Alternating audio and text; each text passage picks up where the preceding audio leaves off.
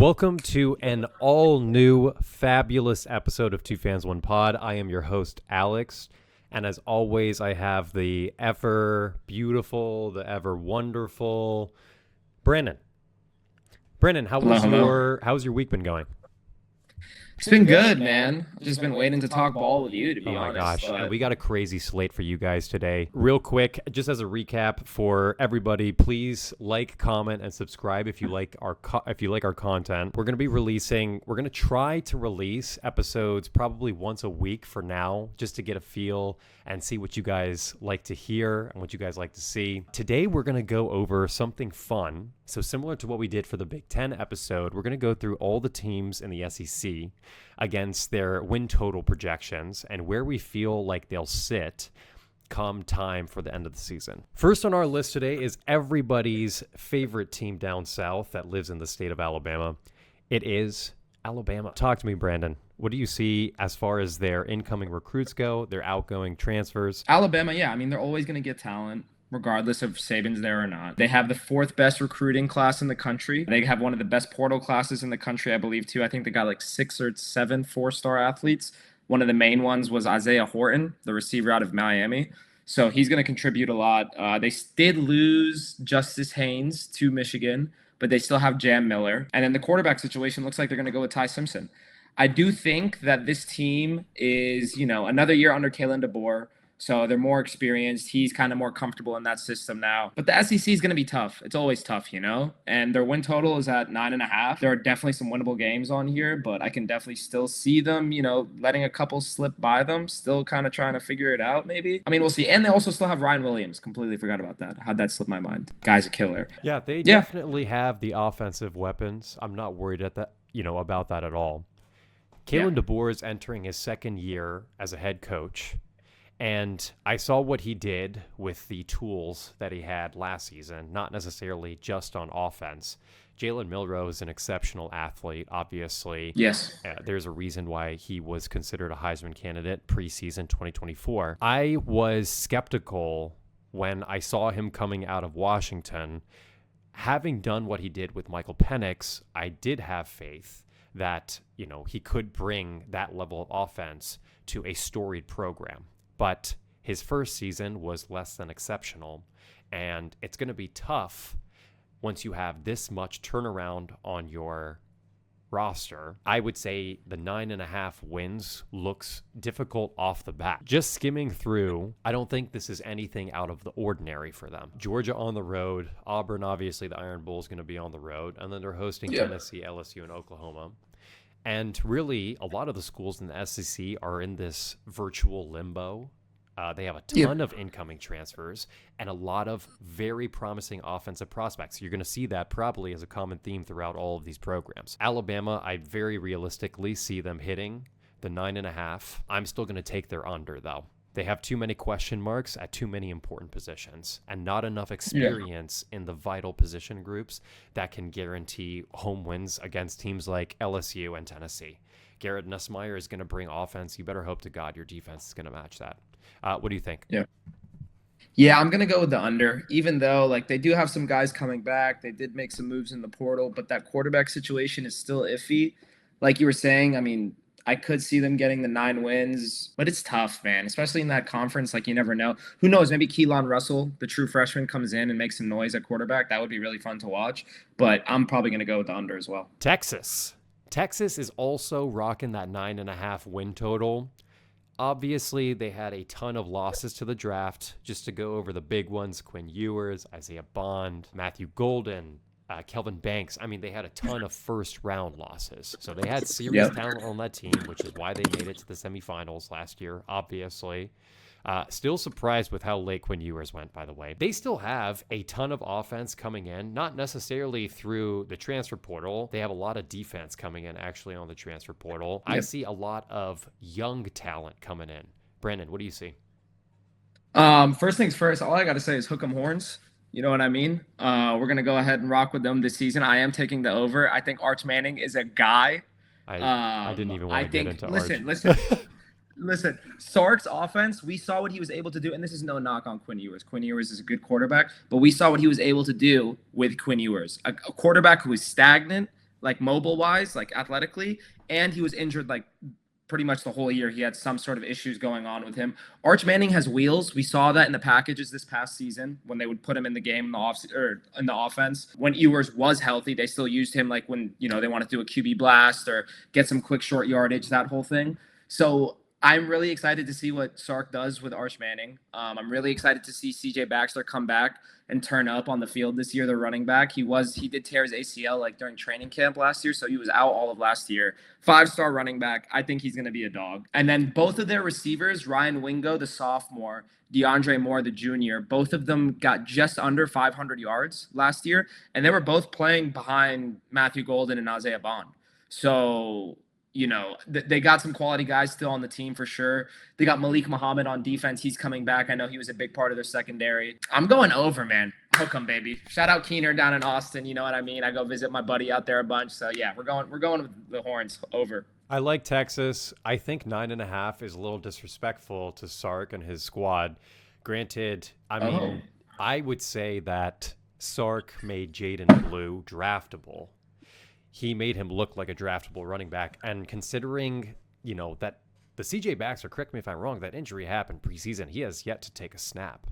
So yeah, I'd love to see what he's going to do when he has his full roster available with Arch at the helm and CJ Baxter in the backfield. I'm just worried about Sark in general as a head coach.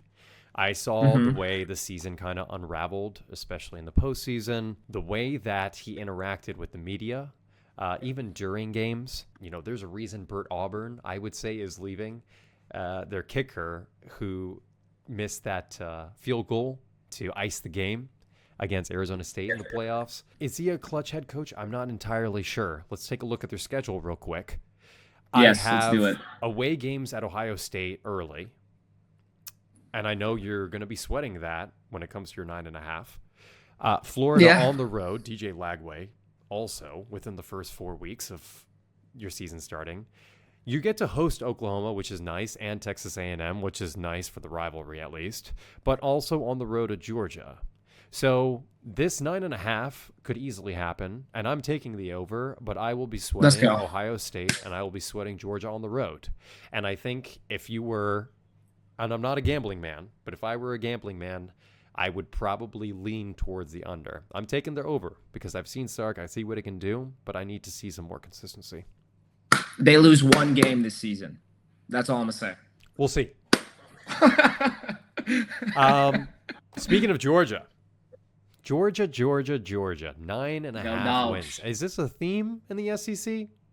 Dude, the SEC is just a different beast. You don't even realize the losses they have until you see the draft recap for each of the schools. Mikael Williams, Tate Ratledge, Trevor Etienne, Malachi Starks. I mean, I don't think I'm in the majority, or I should say in the minority, when I say that this team has some serious talent. Last year, they had a ton of talent. Carson Beck obviously had a lackluster year, granted what he did 2 seasons ago, but those mistakes, I'm sure, will either become more evident in Miami, or maybe he'll just fit into the scheme better. What does that mean for Georgia, losing a very talented quarterback and a ton of NFL talent, both on offense and defense? I see one big incoming name, that's Zachariah Branch out of USC, a little speedster, likes playing in space, getting the ball and making plays out of nothing. They really only have two offensive returning starters, played for Georgia last year on offense and defense. So I'm definitely wary of this 9.5. Tell me what you think. How do you feel about Gunnar Stockton? I'm curious. That's a good question. You want the long answer or the short one? Gunnar Stockton in the playoffs, I think, proved that he deserves a starting position on the Georgia team roster. Does that mean that he is the best available option for Georgia? Absolutely not. But he is by far and away a winner. That man, he showed grit and heart, and he took some hits I've never seen quarterbacks take before. So he's willing to take those hits. I think he's willing to die for Georgia. So I would say he earned his starting position spot. Is he the best guy for the position? No. No, yeah. I mean, that's kind of the same, thoughts I had on him as well. They do have Oscar Delp coming back, the tight end. I know they liked him a lot, so they're definitely going to use him a lot in the offense. Nate Frazier, the running back, the sophomore, He was a 4-star, I believe. He's a speedster. I definitely do. You know how Georgia plays. They do love to run the ball. They have some, meaty boys in the trenches on the offense and defensive side. So that's going to be big for them as well. Yeah, I mean, it's tough, man. 9.5. I mean, they're a quality program. Kirby's Kirby. Let me just take a quick glance at the schedule. What stands out to you on the schedule? You know what I see? I see Tennessee on the road. I see Florida on the road. And I see their rival Georgia Tech, who is not going to be easy in any way, shape, or form on the road.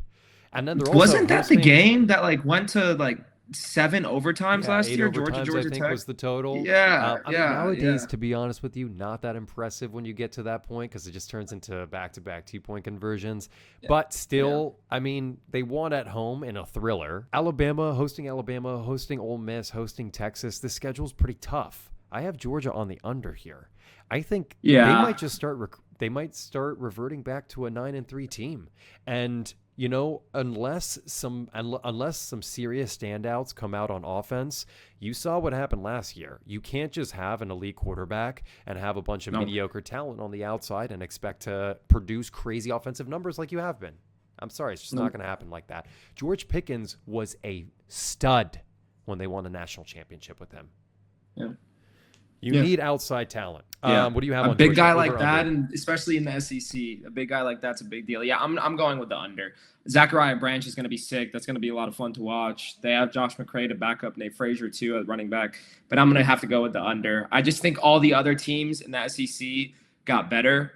Georgia got worse. I don't even know if all the other teams got better. I do think that this year, going into this year, it's on such a level playing field across all teams. You know what I mean? And really, there's a couple games that are more up in the air for Georgia, at least, than they've ever been before. Like Georgia used to be a lock for 10, 11 wins every single year, and I don't know. A lot of talent lost, but we'll see. Yeah, it's the theme, the 9.5 theme. Now, if you go down 1 to 8.5 wins, that's where Tennessee lands right now. Yep. And Tennessee's actually, I didn't even realize until I was going through their draft losses, but they actually had a ton of talent on defense, like serious talent. And obviously their offense was spearheaded by Dylan Sampson. When Nico could not perform, it was always Dylan Sampson in that spread offense where he can make plays out of thin air. I mean, was truly able to carry the team. They lost 3 starters on their offensive line.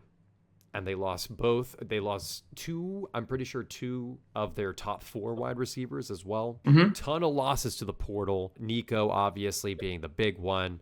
Squirrel White, they lost. I mean, so some speed and some talent is what they lost. Yeah. The huge storyline. I don't want to really spend too much time talking about Nico because we'll talk about how our personal feelings about the portal in an episode one day, hopefully. This is some serious turnover. And then what did we gain on offense? We have a new quarterback, Joey Aguilar. We got a bunch of new linemen, offensive linemen coming in, a new wide receiver, and a new running back. So Tennessee has got question marks everywhere. Tell me, what do you see with Tennessee? Yeah, same thing that you're seeing. I mean, that offense was, they definitely had a lot of speed, and that was kind of their theme. Dylan Sampson, blanking on his first name, but Thornton, the receiver that got drafted this past year. I think he went to the Raiders. And then the other guy, the other receiver, Squirrel White as well. I mean, they lost a lot. They do have Joey Aguilar coming in. I think he's from Appalachian State. So we'll see, what the coach is able to do with that. They do have Jermod McCoy coming back, who's a stud at DB. He was a finalist for the Thorpe Award last year as a sophomore. So going into his junior year, he'll definitely still have an impact on the defensive side of things. But yeah, I mean, they lost a bunch on the trenches. They lost James Pierce. 8.5 is an interesting line. The schedule doesn't look as tough as other SEC teams, but when you have Georgia on your schedule, Oklahoma, Alabama, Florida's a quality program. You know what I mean? Even though they had struggled a bit last year, Florida's Florida at the end of the day. I'm probably going with the under. That's what is that? 3 unders now? 4? It's a tough schedule. This is a real tough schedule. Obviously all of these betting sites, they love to inflate SEC just like everyone else does and their mother. Yeah. Home games hosting Georgia, Arkansas, Oklahoma. Those are the big ones I saw for Tennessee. Obviously, the Tennessee-Arkansas game was crazy last year. On the road at Alabama, on the road at Florida, those are real tough. But still, out of those 5 games, theoretically, they would need to only lose 3. So do you have faith? I personally do not. I see them losing 3 out of those 5. I think Georgia at home is really tough. Alabama on the road, that's real tough. And then also Oklahoma at home. Those 3 games, I would put serious question marks for them. I think we're on the under as well. Big school, LSU, 8.5 wins. What is happening with this line?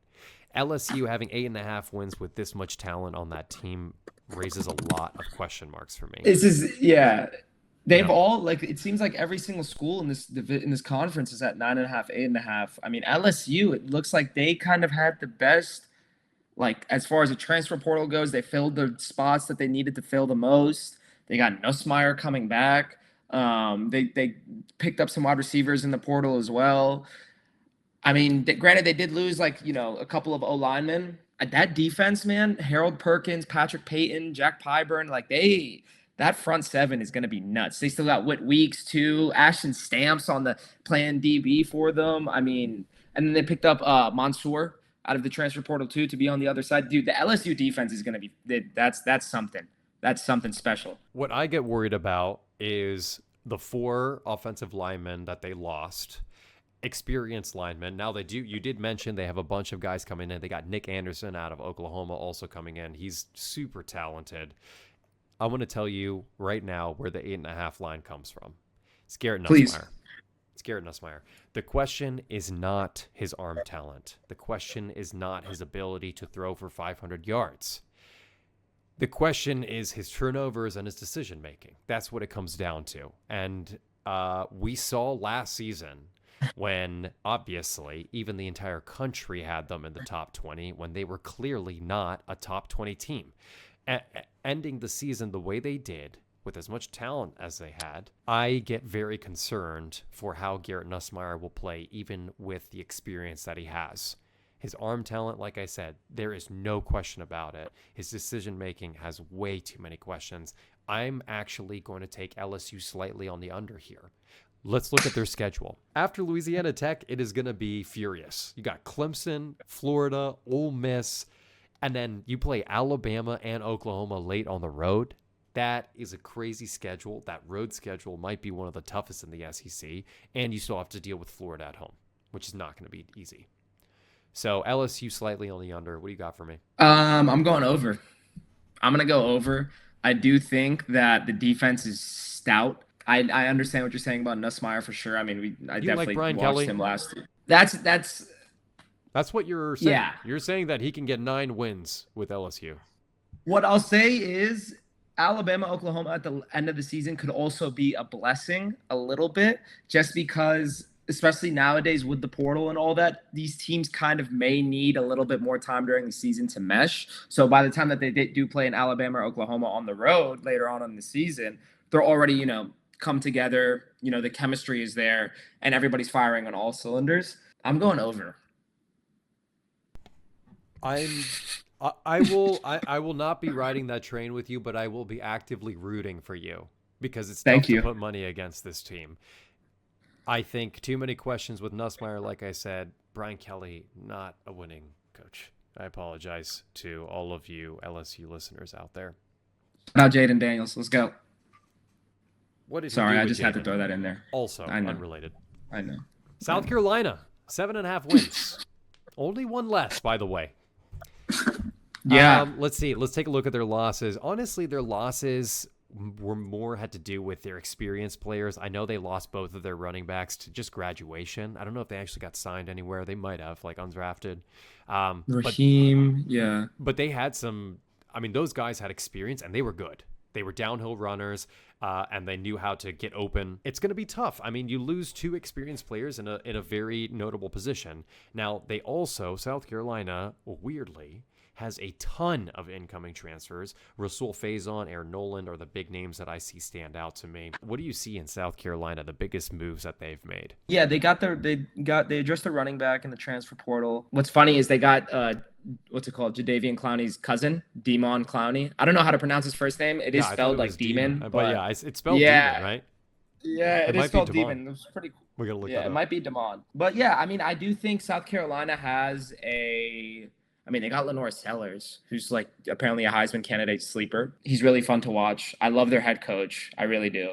They were like, supposed to be like a or they felt like they got snubbed in the college football playoffs, understandably. And then they got Nick Harbor, the receiver out of DC, speedster, track star. We'll see if he picks it up this year. He does need to. If they want to get over that 7.5 total, he does need to. But to be honest, like saying all that, I am gonna lean more towards the under, just because I see a team like Clemson on their schedule, who I think is going to take a jump this year, and I think Klubnik's going to do pretty damn well. Oklahoma, Alabama at home too. LSU, Ole Miss, and Texas A&M all away. Missouri as well. They got to play them away. Yeah, I'm going to have to go with the under here, unfortunately. They lost a lot, man. Nick Emmanwori was a big piece of their defense. Demetrius Knight Jr. was a big piece of their defense. Kyle Kennard, another linebacker who held it down for them. I'm going to be honest with you. Shane Beamer, I'm not a huge fan. Wasn't a huge fan of the hire either. And I thought in the bowl game, like his true colors came out against Illinois. He is too emotional of a head coach for me. And when I see emotional head coaches, I see vulnerability on play calling. Let's take a look at their away games. That's what I want to start out with. I got LSU on the road, even Missouri. I didn't highlight it, but Ole Miss and Texas A&M, real difficult. There's also this recurring theme I'm seeing, and you'll start noticing this too in a lot of SEC schools. There's like 3 or 4 away games, and that's it. I don't know what happened with SEC favorability on some of these teams. 4 away games, 3 of them are pretty tough. You also, down the stretch at the end of your season, South Carolina has to play Clemson every year. That sucks. I mean, obviously for them, but at least they get to host them this year. And then they also have Alabama and Oklahoma to host. So this 7.5, it doesn't raise concerns for me. It raises flags as to why it's so high with this difficult of a schedule. Lenora Sellers is an excellent quarterback. So your question becomes, as a viewer, whether you feel like Lenora Sellers is talented enough to get them over the hump. I think he is. I have him over on the 7.5, even though I do not like Shane Beamer at the helm. So I'm going to take him over. I got them at 8 wins total. I think out of those 6, they realistically will win 2. And then the rest of their schedule is kind of like gimmies, Virginia Tech, SC State at home. I mean, whatever. Vanderbilt, obviously. I know Diego Pavia is an issue. Kentucky, Coastal Carolina. The schedule is not very difficult on the, for those six games. What do you think? Do you have them on the over or under? Yeah, I'm going under. I mean, like we highlighted like 7 games on here. We didn't highlight Missouri, which I do think should be highlighted. But that's 7 games right there that I think. It's 8. Yeah, it's 8. Out of those 6 games that I highlighted, they only need to win 2. As long as they win the other 6. That's the question. Yeah, I don't see that. You trust them to get 1 only? I mean, it's fair. It's fair. It's a tough schedule. I mean, it's a real tough schedule. It is, man. LSU made some moves. Ole Miss made some moves. Maybe they steal one against Texas A&M. Oklahoma's a great team. Alabama's they're going to be still Bama. Like, you think so? They are? They'll beat them. They almost beat them last year. They should have beat them last year. We got to clip that. Yeah. We need to clip that and then come to that game. This year. Oh, yeah. Put money on South. Are you kidding me? Dude, the fight they put up last year.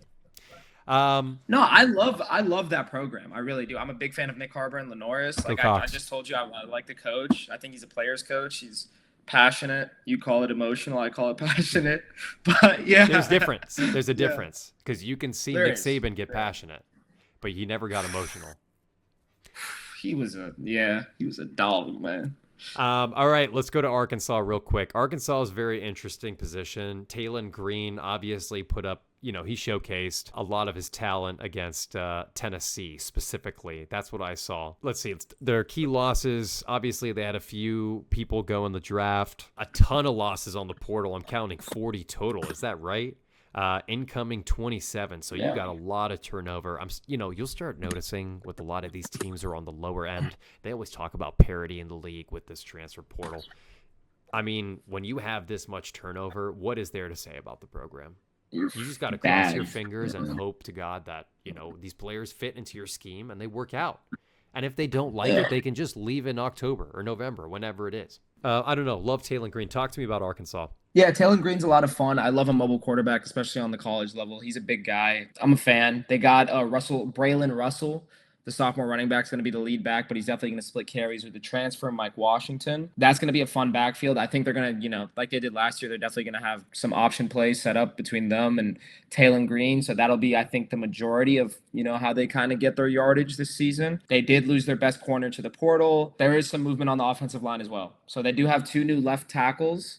We'll see who ends up getting the okay. It's probably going to be Corey Robinson just because he's a senior and the other guy's a freshman. They got a new center. We'll see. There is a lot of movement. It's just tough, when you have this much movement, especially on those key positions. Omega Blake, that's the receiver that should help out, Taylon Green a bunch. He was a 4-star transfer. Yeah, Arkansas is in a pretty interesting situation. I mean, I highlighted a few of their games. Let's go through their schedule real quick.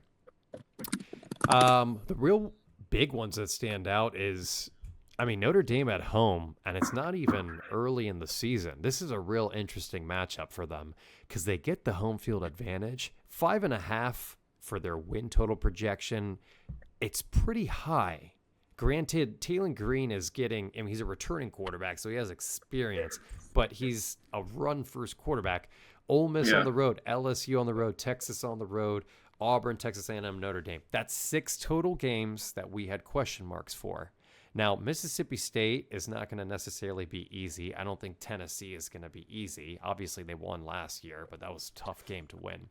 I actually have Arkansas hitting 500 this year. I got them on the over. 5.5 seems a little bit low for as much talent as Taylon Green was able to evoke last year. What do you think? I think I want to go over as well. I think they steal 2 games and that they win 2 games in the SEC, and I think that's going to be the game against A&M and the game against Tennessee. And then I think they lose the rest of their SEC matchups. Oh, except for Mississippi State. They beat Mississippi State as well. So 3 games out the SEC. And then they beat Alabama A&M. I think they're going to beat Arkansas State. That rivalry's, it's a rivalry, so you never know. But I do think Arkansas is going to take that away. And then Memphis, yeah. So I do have them on the over. Yeah, they're one of those sneaky teams that could easily hit their over. It's just real interesting where these win totals are coming out of. Let's head over to Auburn. Auburn's a fun school. Auburn. They picked up Jackson Arnold from Oklahoma, and they get to play Oklahoma. So we'll get to that in a second. But let's talk about their losses real quick. Jarquez Hunter, great running back. Keandre Lambert-Smith, former Penn Stater, actually excellent Penn Stater, transferred to Auburn for his senior year. I'm assuming Penn State didn't want to pay him out. He had a great season at Auburn and obviously got drafted. Well, the incoming transfer is Jackson Arnold, obviously coming in from Oklahoma after Oklahoma going into shambles at the end of the season last year. Showed some serious talent and some arm strength, good decision-making in games against Alabama. Obviously, new quarterback, new system. Auburn's win total at 7.5 actually raises a lot of questions for me. When you lose one of your best wide receivers and your starting quarterback. Obviously, Jackson Arnold has talent, but Auburn was never an issue at offense. They had a crazy number of turnovers last season. Their fourth quarter turnover margin was abysmal, and that's what forced them to lose games. So it wasn't necessarily in the hands of 1 or 2 people. It was the turnovers late, early season games in the fourth quarter that they just couldn't hold on to the ball. Same thing happened with the Iron Bowl. Talk to me what you think about Auburn. They made a lot of moves. They had the 8th best transfer class and the 6th best recruiting class in the country. That's according to 24/7 Sports. Like you said, their big key losses were Keandre Lambert-Smith, Jarquez Hunter. They lost Percy Lewis on the O-line, their tackle. But they did fill those tackle positions with Xavier Chaplin and Mason Murphy.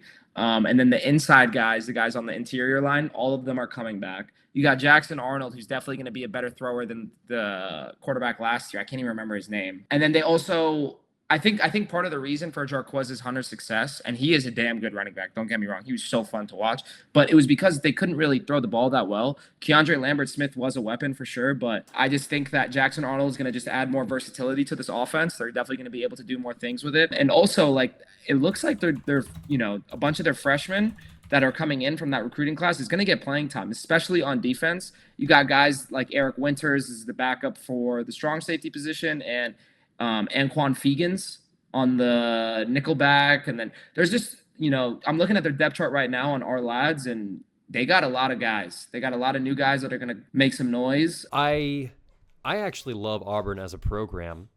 I have taken Auburn many, many times in the Iron Bowl matchups, and they have obviously been to great success, with the obvious exception being last season, unfortunately. I like what I saw out of Jackson Arnold, out of Oklahoma, and I have full faith that Auburn will win some of these matchups. On the road at Oklahoma, I could very easily see that being a great game. Obviously, Jackson Arnold playing against his old team wants to show out. And they also get to host the Iron Bowl at home. So the 7.5 wins doesn't seem that difficult for me. The question becomes on whether or not, as a program, they can take this incoming talent and do what they haven't done before. I mentioned that their biggest issue last season was turnovers. I have yet to see Auburn be a 10, 11 win team in many, many years. The last time being obviously when they lost to Jameis Winston in the national championship. I don't know if I'm comfortable enough taking Auburn for 8 wins right now. I'm more than willing to take them at 7, so I'm going to rock the under. And I'll leave it at that. I haven't seen enough out of this program to guarantee 8 wins. I've seen incoming talent. Keandre Lambert-Smith is no joke. He was a serious weapon. And he was a weapon at Auburn, for the record. They've had weapons. It's what they do with the weapons. Oh, good God. Billy Napier's Florida Gators. Oh, my God. I have some things to say today. DJ Lagway. You want me to go first or what? You want to go ahead? Actually, please. Brandon, please go first. Okay, because I'm going to leave the best for last because it seems like you got a bunch. DJ Lagway's coming back. That's going to be fun to watch. Before we started this, I forgot that Montrell Johnson actually did enter the draft. I think he's an Eagle now, unfortunately.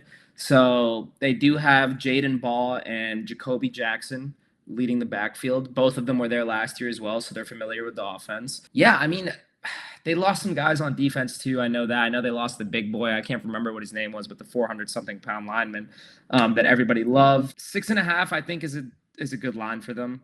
I mean, I feel like everybody wants Florida to be good just because of, the nostalgia, and their fan base is electric. The stadium is electric. So everybody wants them to be good. DJ Lagway, like I said, is going to be fun to watch, but I'm going to go with the under here. I'll let you take it away. That is very interesting to me.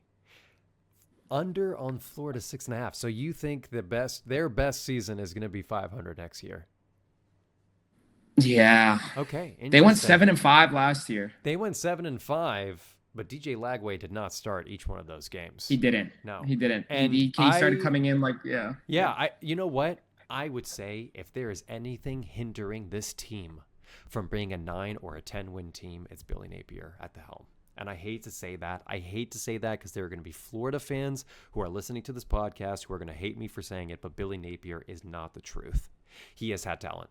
You can say what you want, but they had talent last year. Graham Mertz is a great quarterback, and he was put in a position where if he didn't start DJ Lagway and start getting some wins last season and start exposing his true freshman to snaps, he could have lost his job. A lot of people, I listened to countless times Paul Feinbaum talking about how Billy Napier's job is on the line. Oh, another week, Billy Napier's job is on the line. This is his last season.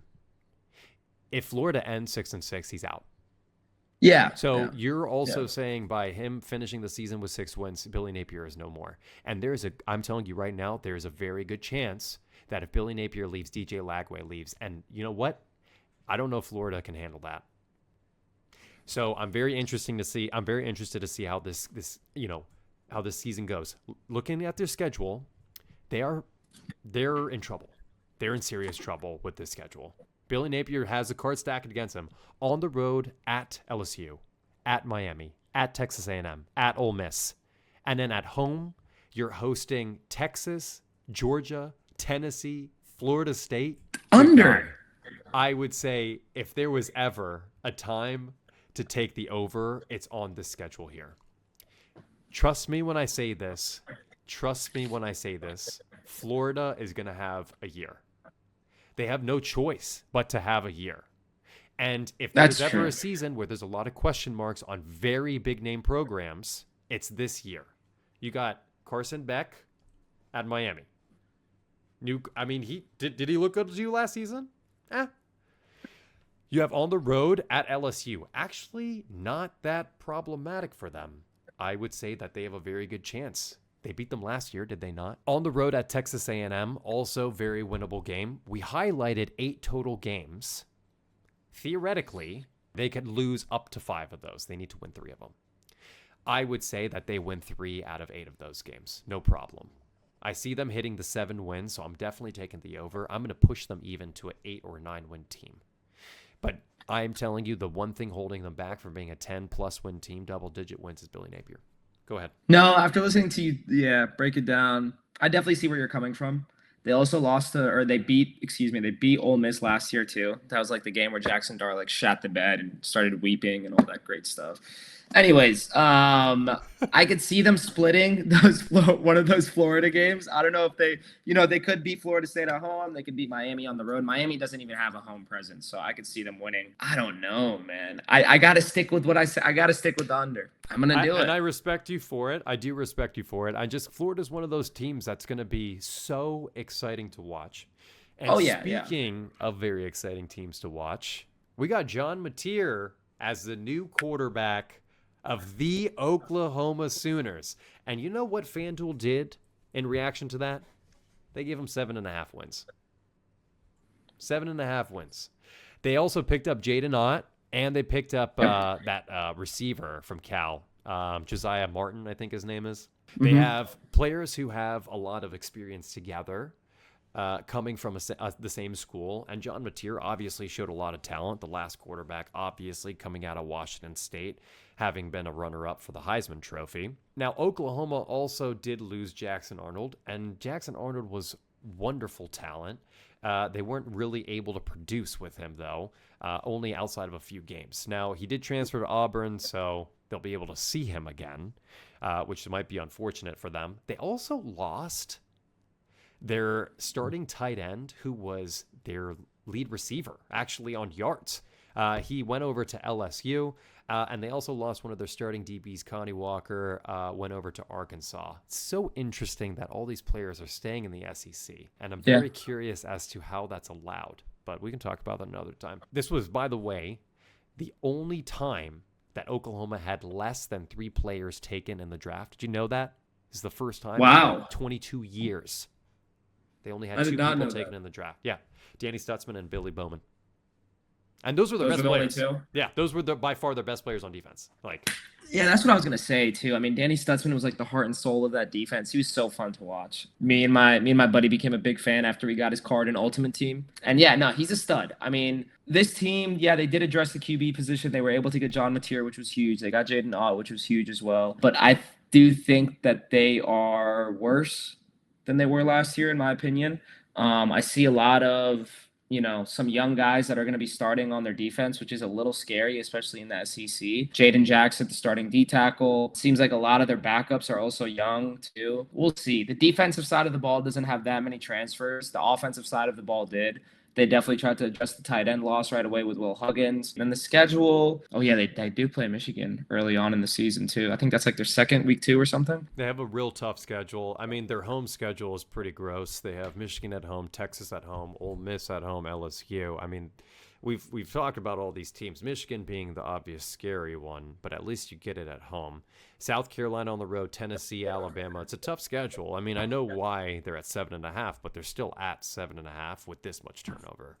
And under. And their season last year, Brandon, was wildly unexceptional. And it was with serious talent. I understand why you want to take the under, but with this much experience that you have coming in at certain position groups, and with some of the way with some of the relationships that these teams have working at the same programs previously, I would say they're in a very good position. Again, those SEC schools, complete turnover. They can definitely hit 8 wins, but I am with Brandon. Yeah. I have them at 7 wins. I have them slightly on the under. Boom. Let's head over to Ole Miss. I love this program. Ole Miss, lots of defense lost in the draft. Walter Nolan may very well have been the best defensive tackle taken. They did have another starting defensive tackle taken in the draft. Trey Harris is gone. Jordan Watkins. That DN, Princely, I forget, his last name is crazy. Yeah, it's tough to pronounce. They lost him to the draft. Now, they also lost some key positions in the portal. Their starting right tackle they lost, and 2 of their starting safeties. Now, if you look on the other end, where did they gain? I mean, they have a ton. There's so many names. What do I even go through here? They brought in 3 new safeties. I mean, that's what you do with the portal now. You just lose full position groups and gain full position groups. Anyway, Harrison Wallace III, former Penn Stater. I highlighted him because, obviously Penn State loses him. Ole Miss gains, I think Trey Wallace was an excellent receiver at Penn State. Just unfortunate he might not have fit the scheme as good as we'd like. A lot of incoming talent, for sure. Ole Miss has made moves. A lot of moves. I feel like there's a lot of money going into school as far as the transfer portal goes, because with this much talent coming in, I feel like you have to throw some money at it. What do you think? Yeah, no, a lot of money being thrown at Ole Miss for sure. They made a lot of moves in the portal, both on offense and defense. What's funny is they lost Princely, but his brother was at Nebraska and he transferred there. Yeah, Prince Will. I saw that. Yep. Or Prince Will, yeah. So that's fun. Deshaun Womack also is a big stud that they got to on the edge. They lost Walter Nolan, which obviously is huge. They lost Chris Paul Jr. They do still have TJ Daugherty. They did get Sage Ryan, the free safety out of LSU. He's a little smaller, but he definitely can play the position well. So the defense is probably going to be on a slight decline in comparison to last year. But the offense, I mean, a lot of people are hyped about their quarterback. I've heard some people say he could be a sleeper candidate for the Heisman, especially in a system like Lane Kiffin's. Buddy of mine actually texted me. He said Lane Kiffin offense with baby Cam, referring to Cam Newton. So that'll be fun to watch. I think that Austin Simmons, he came in. Oh my God, what game was it? Was it against Georgia or something? But Jackson Dart got hurt, and he came in and he was slinging that thing. Like if it was anyone else but Jackson Dart, they would have kept him in the game the way he was playing. He could do it all, and he looked poised. He looked good. He looked very good. And then they vamped up the wide receiver room after they lost Trey Harris and then the other guy. I'm blanking out on his name. No, I think that this team is going to be a lot of fun to watch. I don't think they take as big of a dip as maybe some people may expect. Yeah, I like them. I like them with the over. I'm gonna be honest. I think they get nine wins this year. Just about 9 wins. Yeah, I remember when Austin Simmons came in, and I remember Greg McElroy was casting that game, and he was like, everybody pay attention to this name. These passes are insane. As a former quarterback, yada, yada, kind of hyping him up and stuff. So I am excited to see that and how he'll play out and everything. Jackson Dart was a stud, obviously gets drafted high. I'm not huge on him because he didn't have the clutch gene, in my opinion. I don't think he had it in him. Ole Miss, 9 wins doesn't seem impossible. Let's take a look at their schedule here for a second. I got Tulane at home, which I highlighted because it'll be a fun game at least. Then you have LSU, Washington State, South Carolina, Florida. This schedule, this is kind of an interesting schedule. It's not that difficult on paper. All of your home matchups are very reasonable. The tough ones is you got 2 games on the road, one at Georgia, one at Oklahoma. Am I mistaken? This number seems low. 8.5 seems very reasonable. I have them easily being a 10-win team this year. I love Lane Kiffin, man. I think he's such a stud. You are probably in the minority saying that statement. Lane Kiffin. Am I? Oh yeah, I know a lot of people who are not a fan of Lane. We could talk about his, these coaches. Like we can rank our top 10 We got to coaches. do that. We should do that. We got like top 10 coaches all time, maybe even. That'd be fun to do. Let us know what you guys think in the comments for future videos. We're always open to new suggestions. Also, please like, comment, subscribe if you're still here. We love you guys. Let's go to Texas A&M. A&M. Lots of defensive talent they lost. They lost 3 out of their starting front 7. That's pretty intense. Nick Scourton, Shamar Stewart, Shamar Turner, all of those were in the first 2 or 3 rounds. Am I mistaken? Shamar obviously being one of those, top, I think he was a top 15 pick at the very least. So they lost their front 7 it's going to be weaker for sure. Kaput. Yeah, they also lost a couple of starting wide receivers. Connor Weigman is gone. He transferred out, obviously, after all the drama with Marcel Reed, taking over the position halfway through the season, essentially. They did gain a number of new wide receivers and some new positions to fill in that front 7. Brandon, what do you see with A&M? They got Amari Niblack, the tight end. I can't remember. Let me double check where he transferred from, but I know he's a stud. He's definitely going to help out Marcel Reed, I think. Oh, he was at Texas. That's right. So, you're right. So many players transferring within the SEC. Yeah, on the offensive side, they have Le'Veon Moss coming back. They got Marcel Reed, who I think played pretty damn well. He won the job last year. They got a couple of wide receivers transferring in. KC, I don't want to mispronounce his last name, but Concepcion. and Mario Carver. Both of those guys are studs. And then on the defensive side of the ball, like you were saying, they lost a couple guys in the trenches. They lost both Shamars. They also lost the corner, BJ Hayes, but they still do have Will Lee the third, who I think is a stud. He had a good season last year. I'm pretty sure he got hurt. Yeah, I mean, I do think they take a slight dip. I know they addressed those losses on the D line through the transfer portal, but I don't think it's going to be enough. What's the line at? 8.5. I'd probably lean more towards the under. I want to say. I don't know. It's one of those things where the offense is kind of like unfamiliar with one another, and Marcel Reed is talented and fun to watch, but he's still inexperienced. Yeah, I mean, I see. I think You look at the schedule, they actually have a number of road games that will raise a lot of question marks. At Notre Dame early, week 3.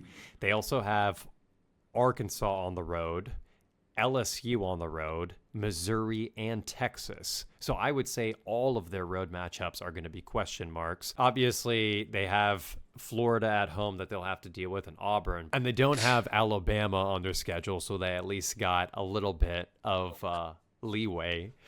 8.5 wins. I'm gonna lean towards the under because Marcel Reed is still so young, and it's tough with that coaching core that you have. I saw a lot of antics last year, especially in their home opener against Notre Dame, which they'll will have to play on the road. I'm gonna lean on the under on Texas A&M just from what I saw last season. I don't know. What do you think? Yeah, I'm going under as well. I mean, the schedule isn't easy. They got Texas on there. They got South Carolina. They got LSU. They got Florida, Arkansas, Mizzou, Auburn early on. They play Notre Dame week 3. So, yeah, I'm going with the under. Vanderbilt. Let's see. Not a lot to say here.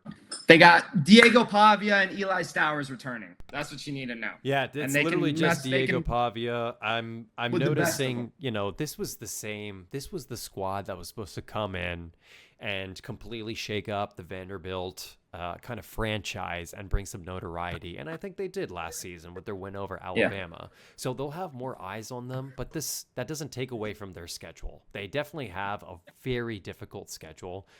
They're hosting Alabama yet again.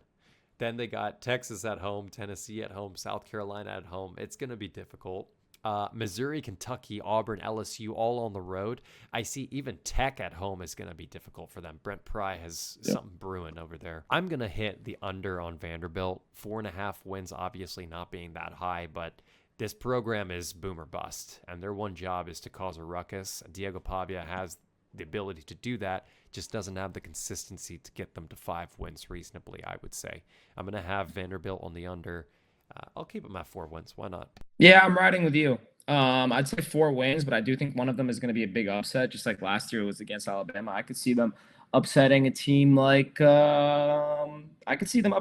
Tennessee. But yeah, I'm on the same page as you, where it's a boomer bust thing. Pavia is going to be Pavia. I think he's fun to watch. He went with that head coach, right, from New Mexico. So that's how he arrived at Vanderbilt. Yeah, they both came together. Yeah, I mean, I'm still going with the under though. Yeah. Under. Next up, we've got Missouri, the Missouri Tigers. Actually, a decent amount of losses to the draft. They lost Brady Cook, Membu, Luther Burden. And then as I was writing these out, I was like, wait a minute, these are some big names. They lost a lot. And their line is at 7.5 right now. Kevin Coleman coming in as a wide receiver, Ahmad Hardy. Bo Perbula is the big name. He was the Penn State backup quarterback who decided to transfer during the fall transfer portal, which also coincided with when Penn State was going to go into the postseason play. So he elected to sit out of postseason play, and now he's at Missouri. Dude is talented. He's a speedy guy, and he has a very underrated arm as far as accuracy goes. He's never had to throw it crazy downfield, so I don't know his arm strength, but he is deadly accurate on RPOs, and he's deadly with his feet in general. So Missouri has a chance to actually shake it up this year. 7.5 wins. I don't know. Tell me, Brandon, what do you think? It's tough. The schedule is not as tough as other teams in this conference, I think. It's really not. What do you have highlighted? What do you see? On the defensive side, they didn't lose as much as they did on offense, which is big, especially in the SEC, because I feel like it's easier to fill those holes on offense than it is on defense. They have Zion Young coming back on the DN. Nate Johnson also is a big transfer that's going to make some noise for them. And then they got the 5-star transfer, Damon Wilson, who plays at edge. On the depth chart, it says his position is Joker, which sounds pretty fucking sick if you ask me. But yeah, I think that they are going to compete. 7.5, I think, is a great line. Your boy Bo Perubula. Pribula. I think I'm rocking with Bo, man. Yeah. I kind of want to go with the over here. Yeah. Ahmad Hardy, another running back who should be good for them, fill the hole that Nate Knoll left because he's gone now. Kevin Coleman also is going to be stepping in for them at wide receiver, which is big. We'll see how much of a hole he's able to fill because Luther Burden is gone. Yeah. But I think they got better on defense and they filled some holes on offense. And I think that's not a bad course of action. The schedule isn't the worst. I'm going with the over. Yeah, I like the over too. I think their schedule has 6 question marks. There's 3 home and 3 on the road. The home matchups are South Carolina, Alabama, and A&M. And then on the road is Auburn, Oklahoma, Arkansas. So the question for Missouri becomes, out of those 6 games, to get to the 8 wins, out of those 6 matchups, they need to win 2.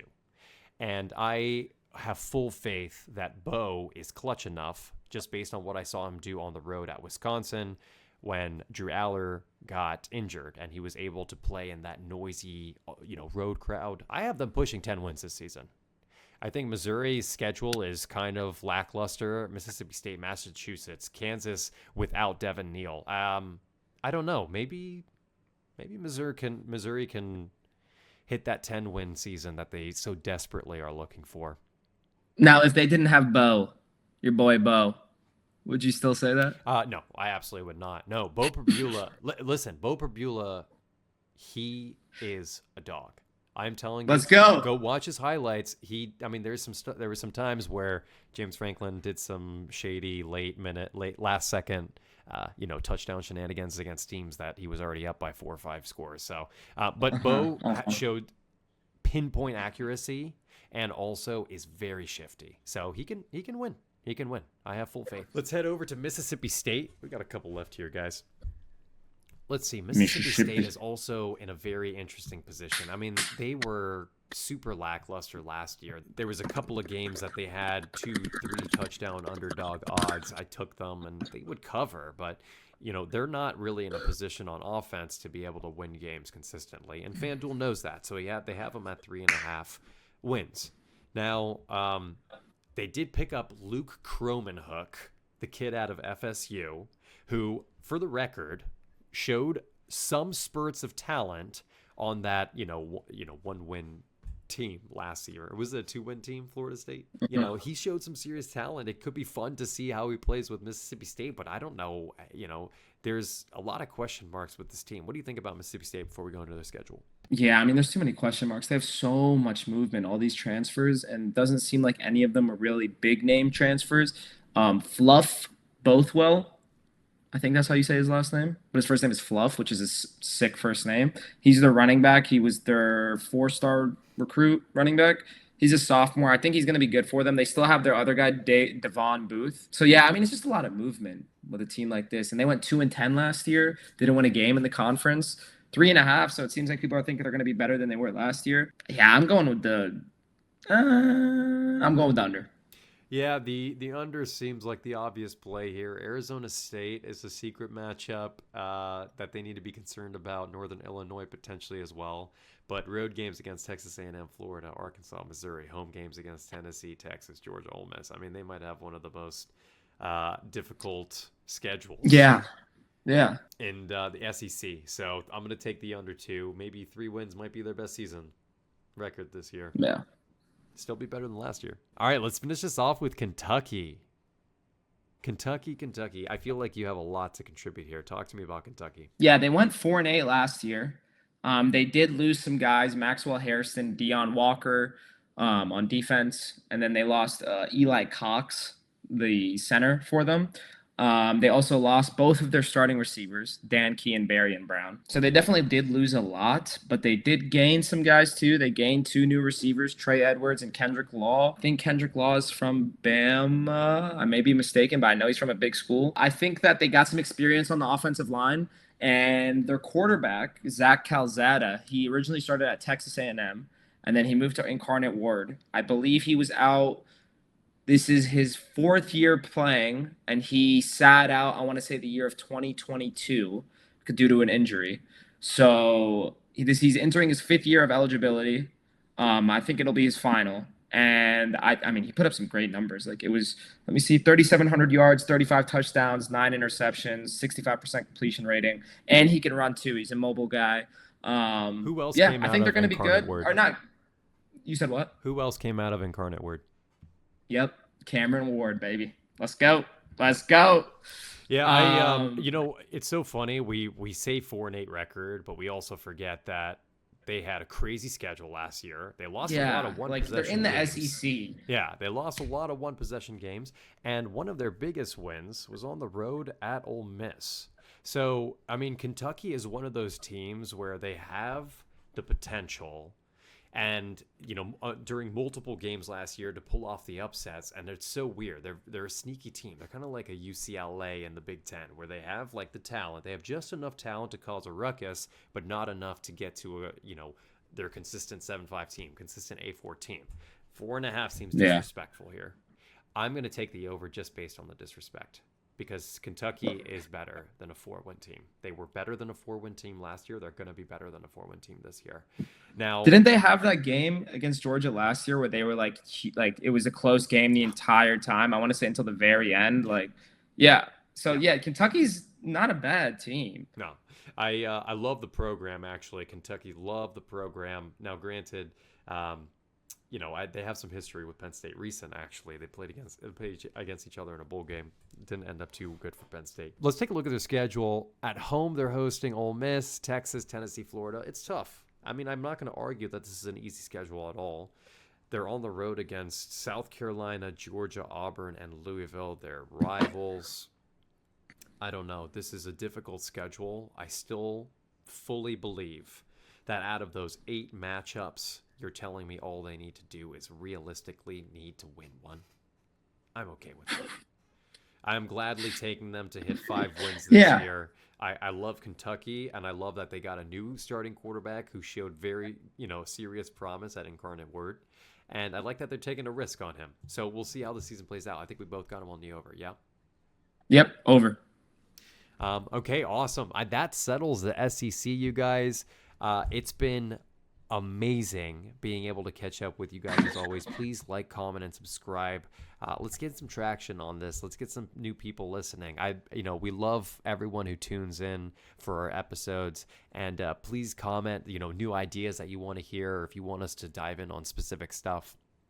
Brandon, what you got for us? Yeah, I mean, appreciate all the love and support. Keep it coming. We're going to take care of you guys, give you guys the content that you're looking for. Who knows? Maybe when CFB 26 comes out, we can do a little raffle, do something to give back to the fans. Yeah. You know what I mean? Something Absolutely. like that. And yeah, I can't wait for the next episode or preview episode that we do, whether it's Big 12 or ACC. I know we're going to have a lot to say on both conferences. Yeah. So yeah, we'll see you guys soon. All right. Love you guys. Peace out. Bye.